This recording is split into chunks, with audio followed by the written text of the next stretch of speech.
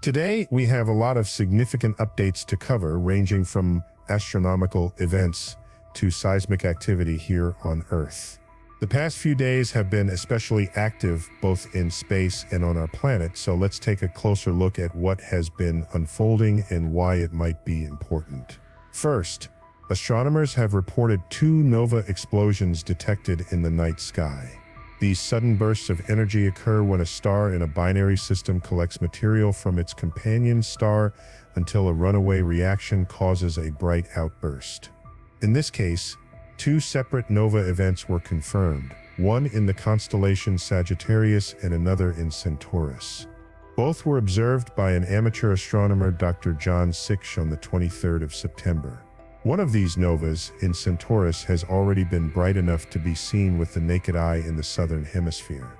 The other, located in Sagittarius, is just outside of naked eye visibility but can be picked up with long exposure photography or a telescope. The nova in Centaurus has also been measured producing both gamma rays and hard X-rays, which means it was a fairly energetic event. While novas are not as powerful as supernovas, they still release an impressive amount of radiation into space. At almost the same time, our planet experienced strong seismic activity. Venezuela was struck by 2 significant earthquakes within hours of each other. The first, registered as a magnitude 6.2, followed shortly after by a 6.3. Both occurred in nearly the same location and were followed by an aftershock measured at magnitude 5.8. These are some of the largest earthquakes recorded globally since the magnitude 7.8 earthquake off the coast of Kamchatka, Russia, on the 18th of September. The Venezuelan earthquakes were shallow, with the 6.2 occurring at around 7.8 kilometers deep, which can contribute to stronger shaking at the surface. The second event struck deeper, suggesting a downward rupture sequence. This sequence of quakes has drawn attention because of their timing during a period of unusual space weather. Earthquake forecasts issued by space weather researchers had already highlighted the possibility of seismic activity during this window. The reason relates to the conditions in the solar wind. Following a coronal hole high-speed stream, the solar wind density around Earth dropped anomalously low. Some researchers believe that when solar wind density decreases sharply, it creates an environment where tectonic faults are more likely to rupture. The theory is that Earth may physically expand into this lower pressure, leading to seismic releases along stressed faults. While this is still an area of ongoing research and debate, the coincidence between solar wind changes and large earthquakes is being studied more carefully. Alongside these events, our Sun has been showing high levels of activity. Current observations show about 165 sunspots on its surface, and solar flux has reached over 180 solar flux units. These values indicate the Sun is very active and releasing more radiation into space than usual. It's worth noting that we are in the peak of solar cycle 25, which naturally produces higher sunspot numbers, stronger solar flares, and coronal mass ejections, or CMEs. One particularly relevant CME swept through the solar system and interacted with interstellar object 3I/Atlas. This object is not a comet in the traditional sense, but rather a body that originated from outside our solar system. It is only the 3rd known interstellar object observed passing through our planetary system. Recent models from NASA space weather simulations show that this CME reached 3I/Atlas, which is currently making its way toward the inner solar system.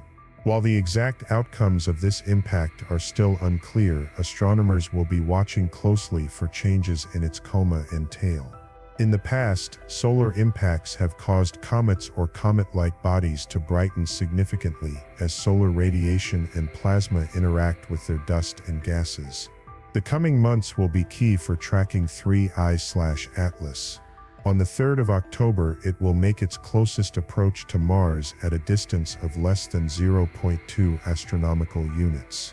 Later, on the 21st of October, it will line up with Earth in a superior conjunction. That same day, comet CME's 2025 R2 Swan will also make its closest approach to Earth at roughly 0.25 astronomical units.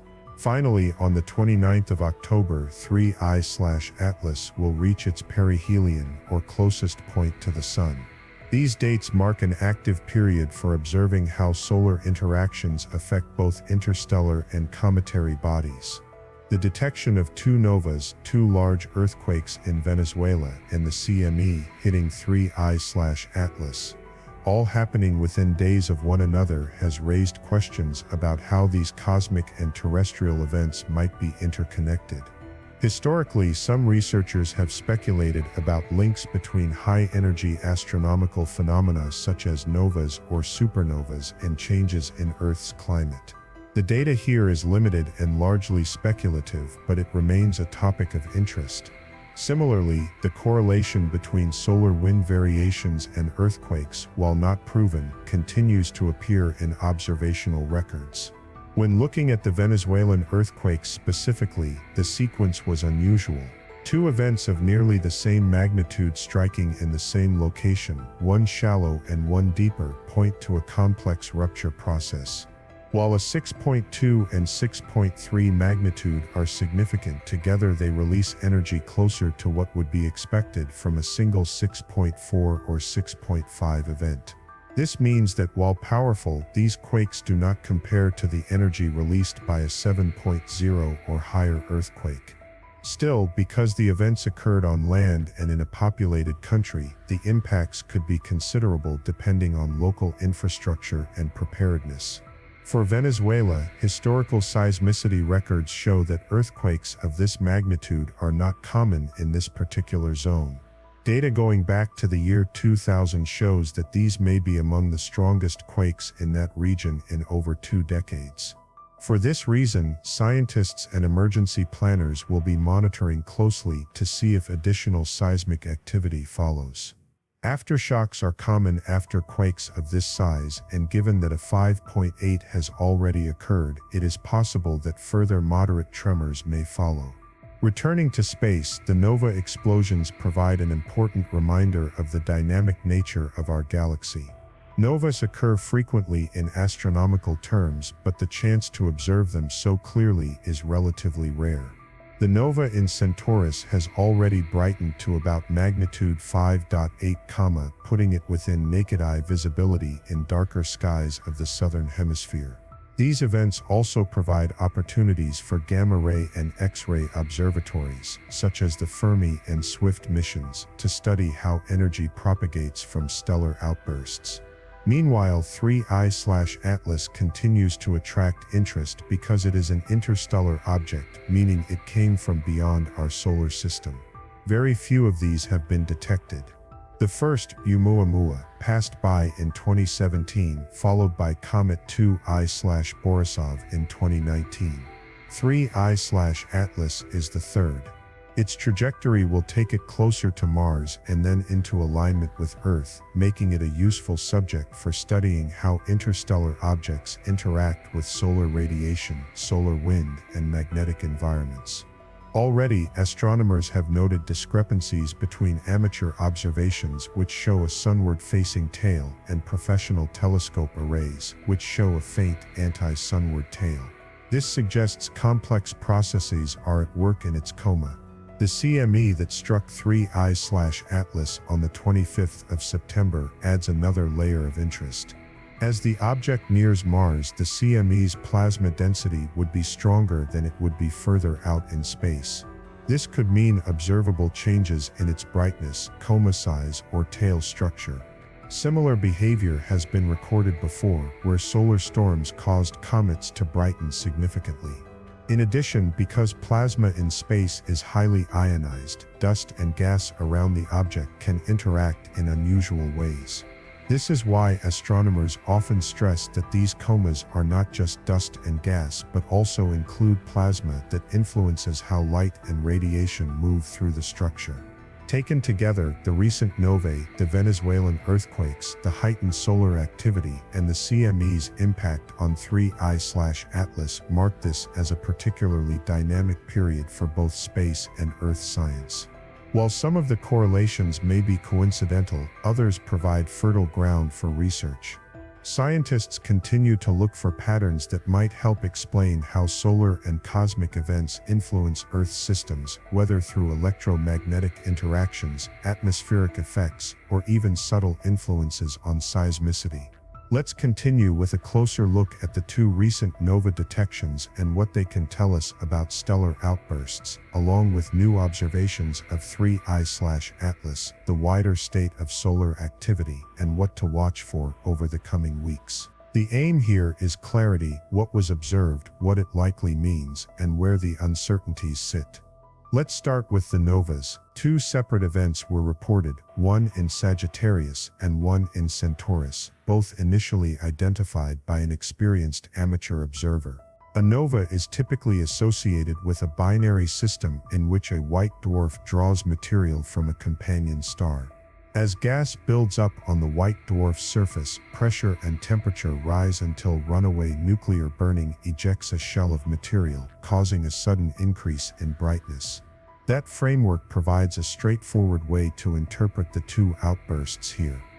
A white dwarf system underwent an episode of accretion and ignition, producing an optical brightening that was picked up first by ground-based imaging, and then, for at least one of the events, by high-energy observatories that detected gamma rays and hard X-rays. Those high-energy signatures are common in energetic novae and indicate shock acceleration and interactions in the ejected material. In practical terms, they confirm that what was seen in visible light corresponds to a physically powerful outflow, not a minor flicker. There is also the question of visibility. The nova in Centaurus has brightened to the threshold of naked eye detection in darker skies of the southern hemisphere, somewhere around the magnitude 6 region, which is typically where people can begin to spot objects without optical aid if light pollution is low and conditions are good. The nova in Sagittarius is fainter and currently better suited to binoculars, small telescopes, or long-exposure photography. Brightness changes in novae can be irregular. They can show rapid rises, plateaus, or declines depending on the mass of the white dwarf, the amount and speed of ejected material, and dust formation in the ejecta. Because of that variability, the next days to weeks will be informative for tracking whether these objects follow a fast decline pattern or hang near their current brightness longer than expected. A common point of confusion is the difference between a nova and a supernova. A nova is a surface explosion on a white dwarf powered by accreted material. The underlying star remains intact.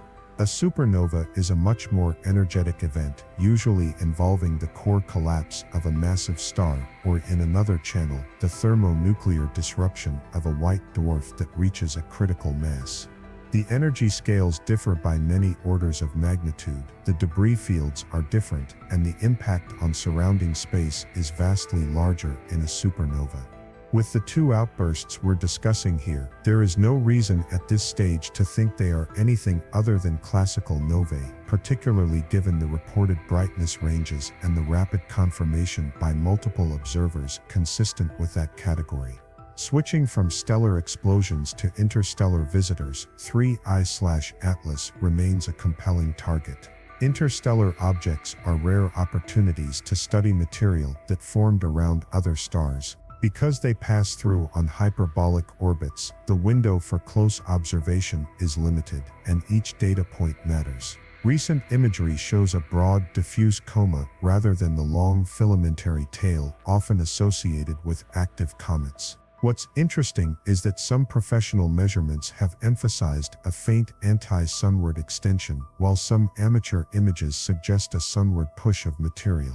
At first glance, this sounds contradictory, but there are several reasons the two impressions can both be true in different filters or processing.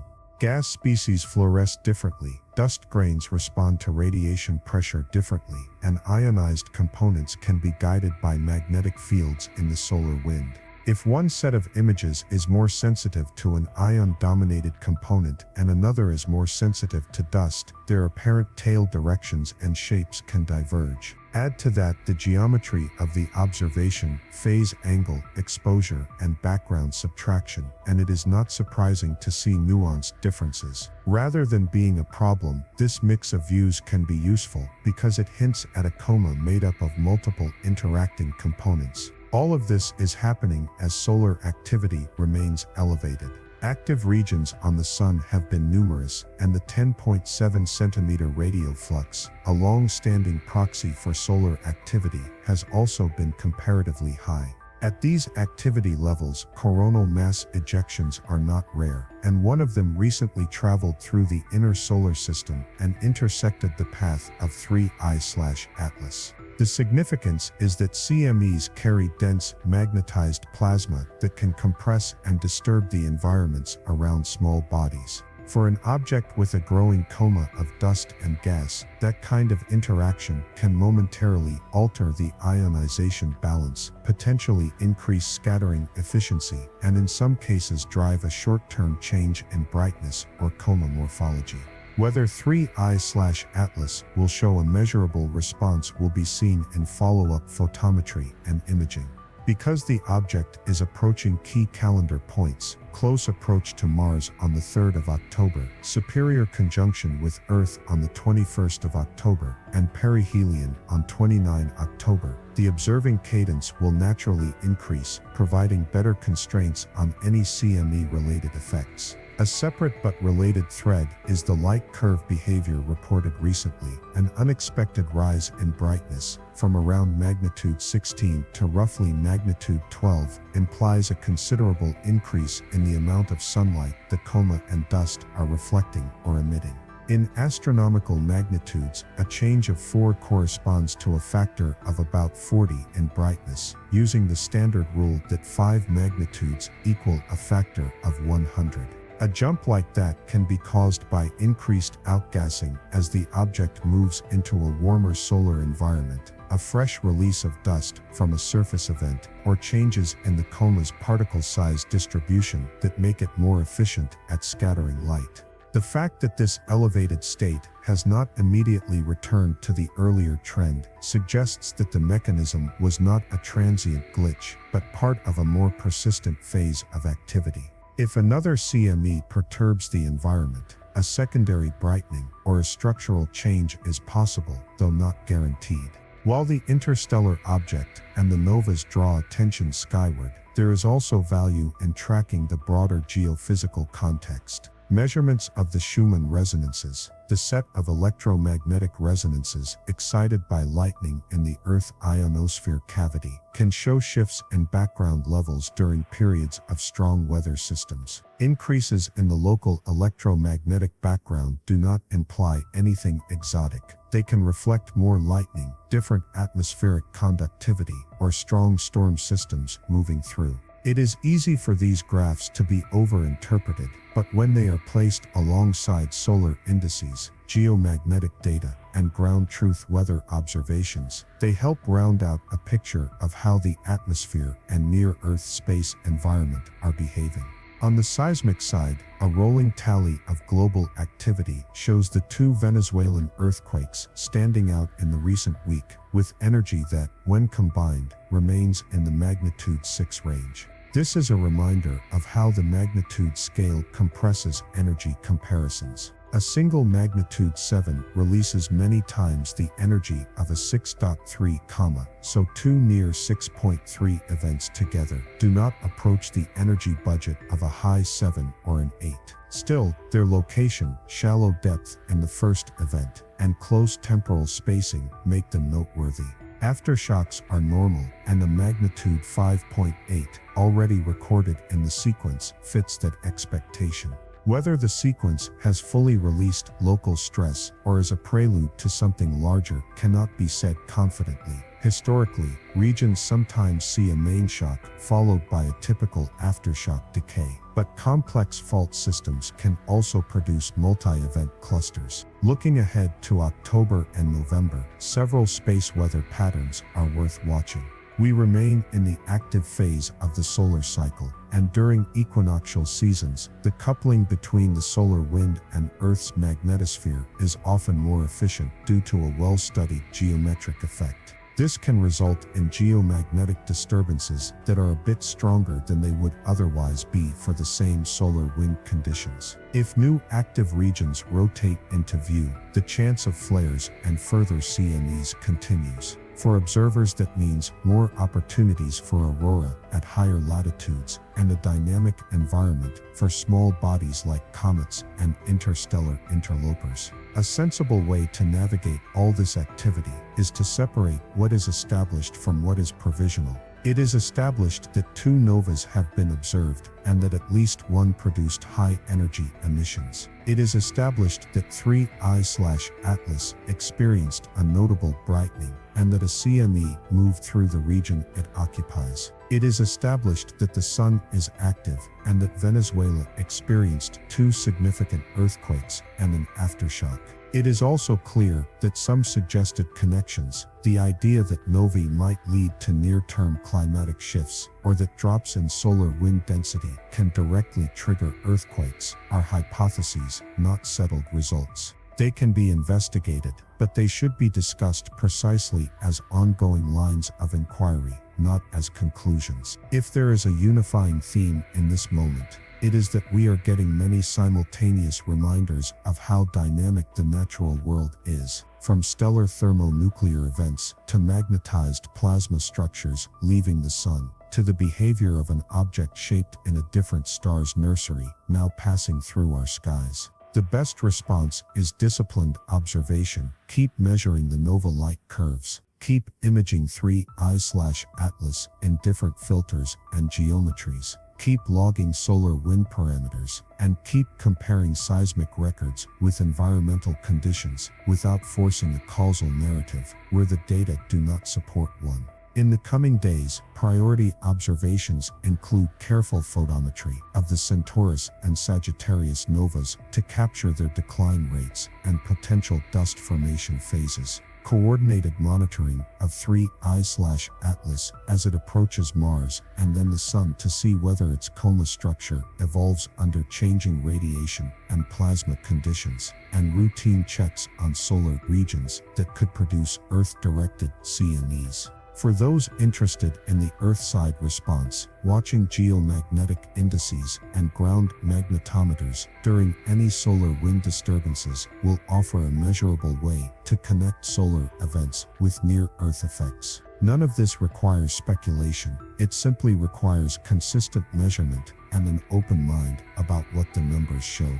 To sum up this segment, 2 novas offer fresh laboratories for studying white dwarf accretion physics and shock-driven outflows. An interstellar object with a complex multi-component coma is providing live lessons in how dust, gas, and plasma respond to solar forcing. The Sun is active and capable of shaping conditions throughout the inner solar system, and Earth itself has reminded us, via Venezuela's recent quakes, that its crust is constantly balancing and releasing stress. Each strand is interesting on its own. Taken together, they present a rich period for observation, analysis, and learning, without the need to overstate connections that may turn out to be coincidental.